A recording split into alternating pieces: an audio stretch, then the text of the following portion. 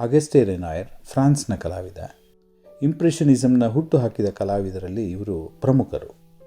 ಇವರ ತಂದೆ ಹೆಸರಾಂತ ಟೈಲರ್ ಆಗಿರ್ತಾರೆ. ಇನ್ನೂ ಒಳ್ಳೆಯ ಟೈಲರಿಂಗ್ ಕಾರ್ಯ ಮಾಡಲು ಪ್ಯಾರಿಸ್ಗೆ ಬಂದು ನೆಲೆಸ್ತಾರೆ. ಇದು ಲೋವರೆ ಮ್ಯೂಸಿಯಂಗೆ ಬಹಳ ಹತ್ತಿರವಾಗಿರುತ್ತೆ. ಬಾಲ್ಯದಿಂದಲೂ ಕೂಡ ಸಹಜವಾಗಿ ಬಂದ ಚಿತ್ರಕಲಾ ಪ್ರತಿಭೆಯ ಜೊತೆ ಹಾಡುಗಾರನಾಗಿಯೂ ಶಾಲಾ ದಿನಗಳಲ್ಲಿ ಇವರು ಹೆಸರಾಗಿರ್ತಾರೆ.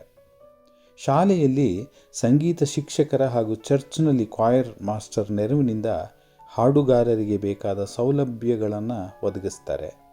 ಉತ್ತೇಜನವನ್ನು ಕೂಡ ನೀಡ್ತಾ ಹೋಗ್ತಾರೆ. ಆದರೆ ಮನೆಯಲ್ಲಿನ ಆರ್ಥಿಕ ಸಂಕಷ್ಟಗಳಿಂದ ಸಂಗೀತವನ್ನು ಮುಂದುವರಿಸೋಕ್ಕೆ ಆಗಲ್ಲ. ಇವರ ಬಡತನ ಇವರ ಬದುಕನ್ನು ಮುಂದೆ ರೂಪಿಸ್ತಾ ಹೋಗುತ್ತೆ.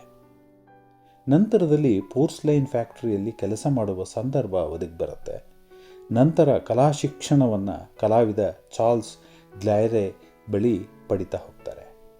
ಆರ್ಥಿಕ ಸಂಕಷ್ಟಗಳನ್ನು ಎದುರಿಸಬೇಕಾದಾಗ 1968ರಲ್ಲಿ ಕಲಾಕೃತಿಗಳನ್ನು ಪ್ಯಾರಿಸ್ನ ಗ್ಯಾಲರಿಯಲ್ಲಿ ಪ್ರದರ್ಶಿಸ್ತಾರೆ. ತುಂಬ ಹೆಸರು ಬರುತ್ತೆ, ಜೊತೆಗೆ ಹಣ ಕೂಡ ಗಳಿಸ್ತಾರೆ. 1864ರಲ್ಲಿ ಯುದ್ಧದ ಕಾರಣಗಳಿಂದ ಇವರಿಗೆ ಎಲ್ಲ ರೀತಿಯಲ್ಲೂ ಕೂಡ ತೊಂದರೆಗಳು ಉಂಟಾಗುತ್ತೆ.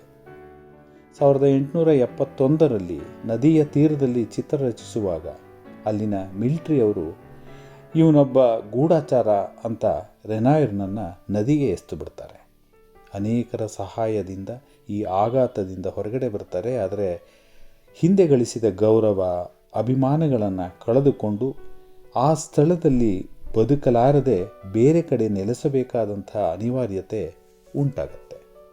ನಂತರದಲ್ಲಿ ಅತ್ಯುತ್ತಮ ಕಲಾವಿದರಾಗಿ ಹೊರಹೊಮ್ಮುತ್ತಾರೆ. ರೆನಾಯರ್, ಕ್ಯಾಮಿಲೆ ಪಿಸಾರೋ ಮತ್ತು ಎಡ್ವರ್ಡ್ ಮ್ಯಾನೆಟ್ ಅವರ ಕಲಾಕೃತಿಗಳಿಂದ ಪ್ರಭಾವಿತರಾಗ್ತಾರೆ. ಆಗ ರಚಿತವಾದ ನೂತನ ರೀತಿಯ ಕಲಾಕೃತಿಗಳನ್ನು ಅಲ್ಲಿಯ ಆರ್ಟ್ ಗ್ಯಾಲರಿಯವರು ತಿರಸ್ಕರಿಸ್ತಾರೆ. ಆಗ ಮೋನೆಟ್, ಪಿಸಾರೋ, ಸಿಸ್ಲೆ ಹಾಗೂ ಅನೇಕ ಸಮಾನ ಮನಸ್ಕರೊಂದಿಗೆ ಸೇರಿ 1874ರಲ್ಲಿ ಮೊದಲ ಬಾರಿಗೆ ಇಂಪ್ರೆಷನಿಸ್ಟರ ಗುಂಪು ಕಲಾ ಪ್ರದರ್ಶನದಲ್ಲಿ ಭಾಗವಹಿಸ್ತಾರೆ. ರೆನಾಯರ್ ತನ್ನ 6 ಕಲಾಕೃತಿಗಳನ್ನು ಪ್ರದರ್ಶನಕ್ಕೆ ಇಡ್ತಾರೆ.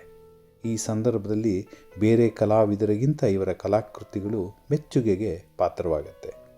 ನಂತರದ ದಿನಗಳಲ್ಲಿ ಇವರು ಪೋರ್ಟ್ರೇಟ್ಗಾಗಿ ಕಮಿಷನ್ ವರ್ಕ್ಗಳನ್ನು ಹೆಚ್ಚಾಗಿ ಮಾಡ್ತಾ ಬರ್ತಾರೆ. ಈ ಪೋರ್ಟ್ರೇಟ್ ಕಲಾವಿದರಾಗಿ ಹಣವನ್ನು ಗಳಿಸ್ತಾರೆ, ಜೊತೆಗೆ ಹೆಸರನ್ನು ಗಳಿಸ್ತಾ ಹೋಗ್ತಾರೆ. ಇಂಪ್ರೆಷನಿಸ್ಟಿಕ್ ಕಲಾಕೃತಿಗಳನ್ನು ಅನೇಕ ಹೆಸರಾಂತ ಗ್ಯಾಲರಿಗಳಲ್ಲಿ ಪ್ರದರ್ಶಿತವಾಗಿ ಜನಪ್ರಿಯರಾಗ್ತಾರೆ. ಯಶಸ್ವಿ ಕಲಾವಿದರೆನಿಸ್ಕೋತಾರೆ. ಫ್ಯಾಷನ್ ಆರ್ಟಿಸ್ಟ್ ಅಂತಲೂ ಕೂಡ ಹೆಸರಾಗ್ತಾರೆ. ಇವರ ಕಡೆಯ 10-15 ವರ್ಷಗಳು ಇವರಿಗೆ ಆರ್ಥರೈಟಿಸ್ನಿಂದಾಗಿ ಕೈ ಚಲನೆ ಮಾಡಲು ಕಷ್ಟವಾಗುತ್ತೆ. ಆದರೂ ಕೂಡ ಬ್ಯಾಂಡೇಜ್ ಕಟ್ಟಿದ ಕೈಗಳಿಂದಲೇ ಕಲಾಕೃತಿಗಳನ್ನು ರಚಿಸತೊಡಗಿ ಇವರ ಕಲಾಕೃತಿಗಳಲ್ಲಿ ಕಲಾ ಶೈಲಿಗಳಲ್ಲಿ ಬದಲಾವಣೆಗಳಾಗ್ತಾ ಹೋಗುತ್ತೆ. ಅವರು ನಿಧನರಾಗುವವರೆಗೆ ಕಡೆ ಗಳಿಗೆಯವರೆಗೆ ಕಲಾಕೃತಿಗಳನ್ನು ರಚಿಸ್ತಾ ಹೋಗ್ತಾರೆ.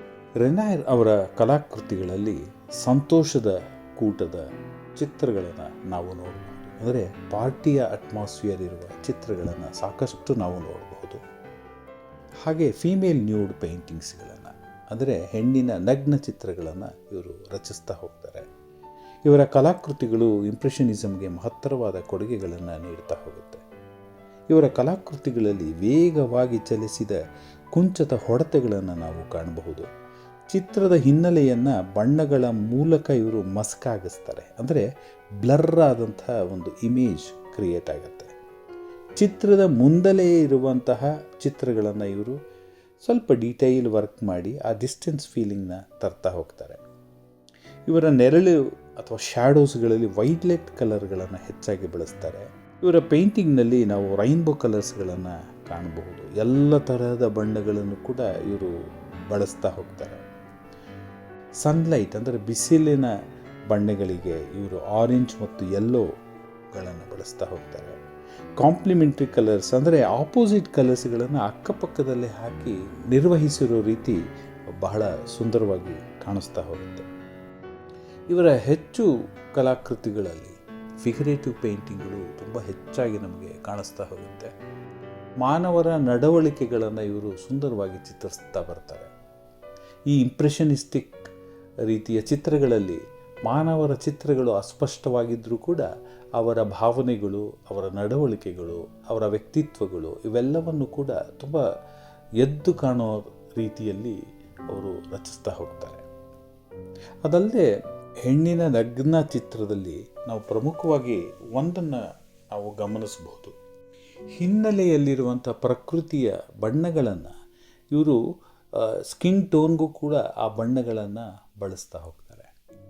ಇಂಪ್ರೆಷನಿಸಮ್ ಕಲಾಕೃತಿಗಳನ್ನು ರಚಿಸಿ ಆಧುನಿಕ ಕಲೆಗೆ ಮಹತ್ತರವಾದ ಕೊಡುಗೆಗಳನ್ನು ನೀಡ್ತಾರೆ ಆಗಸ್ಟೆ ರೆನಾಯ್.